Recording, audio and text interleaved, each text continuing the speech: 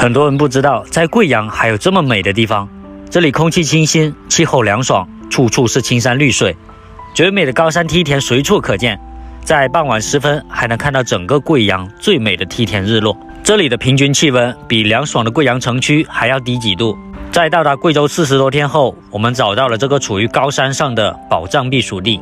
大家好，我是七哥，我是何大陆。我们现在是在贵阳花溪的高坡苗族乡，这是非常多朋友推荐我们来的，确实风景真的很好。现在是蓝天白云，这个白云距离我们好近，然后在这上面呢，即使太阳再大也是很凉快。这风吹过来好凉快。这里呢就是我们今天的驻车营地，车子停在这个大石头上面。这里边是高坡的一个景点，以前是景点，现在好像是没什么人来了。这个叫石林景区，高坡应该算是整个贵阳最高的一个地方了，所以这上面真的是很适合避暑，过来乘凉。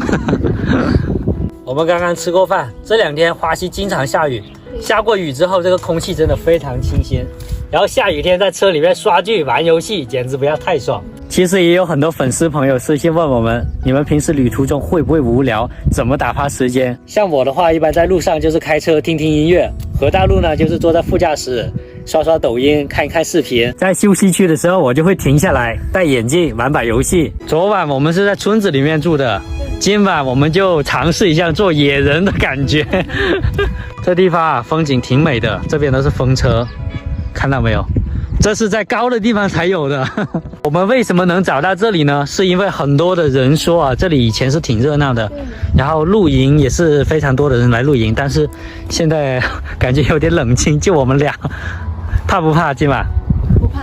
现在是有人在这里养这个蜜蜂，这里边应该会有蜜糖吧？看一下，这个应该是他们养蜂的人把它拿出来的。然后呢，这整个石林景点啊，最特殊的可能就是我们后面的这块石头，大家看一下，这块石头啊，就是最特别的了，感觉像是有人把它叠起来一样。对。但是事实上应该是天然的，对，应该是天然的，很神奇。大家看一下，是不是很神奇？1层、2层、3层、4层，上面还有1层是叠在一起的这几块石头。然后在底下呢就是梯田了啊。我们在高坡的这几天啊，看了好多梯田，这边的好多村子呢都是建在山底下，真的是挺美的。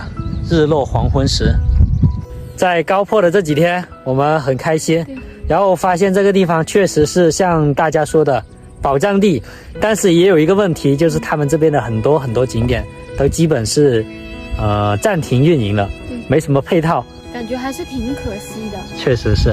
走了，现在我们要回营地去了。在荒郊野外驻车呢，有一个事情大家一定要注意，天黑之前就要上车。说的我都害怕了，何大陆。